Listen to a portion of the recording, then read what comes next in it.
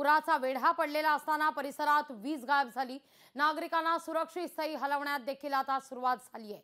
पुण्यातील बत्ती गुल झालेली आहे। पाण्याचा वेढा हा वाढलेला आहे। पुण्यातल्या एकता नगरमध्ये पाणी साचत असून नागरिकांना सुरक्षित स्थळी हलवण्याचं काम देखील सुरू आहे। त्यात आता वीजही गायब झालेली आहे। पुण्यात एकता नगरमध्ये पाणी परिस्थिती आहे। पाण्याचा वेढा आता वाढत चाललेला आहे पुण्यामध्ये। तर तिथं आपण पाहतोय एकता नगर परिसरामध्ये बत्ती सुद्धा गुल झाल्यानं एक मोठं आव्हान पुणेकरांसमोर आता उभं राहिलेलं आहे।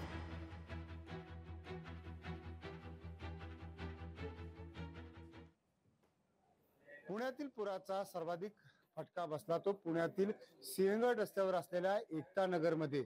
या ठिकाणी गेल्या 14 तासापासून अजून इथली सगळी जी जीवनशैली ती पूर्वपदावर आलेली नाहीत। अनेक नागरिक जे आहेत त्यांच्या घरामध्ये सध्या लाईट नाही, अन्न नाही, पाणी सुद्धा प्यायला नाही। इथले काही नागरिक आहेत, आपण थेट त्यांच्याशी बातचीत करूयात। काका, 14 ते 15 तास झाले या सगळ्या पुराला, काय सध्याची सगळी परिस्थिती?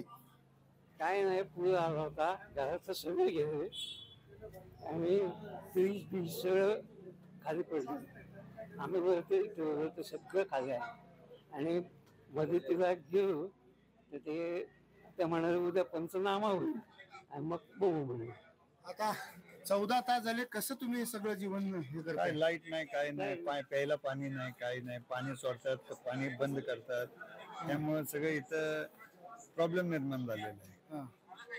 असं पाणी पहिलं 6 वर्षापूर्वी आलं होतं, पण एवढं नव्हतं, पण आता अचानक वाढलं। ते नदीचं सगळं अचानक त्यांनी आम्हाला काही सांगितलं नाही, काय नाही, डायरेक्ट अलर्ट केलं नाही, काय नाही, डायरेक्ट पाणी सोडलं।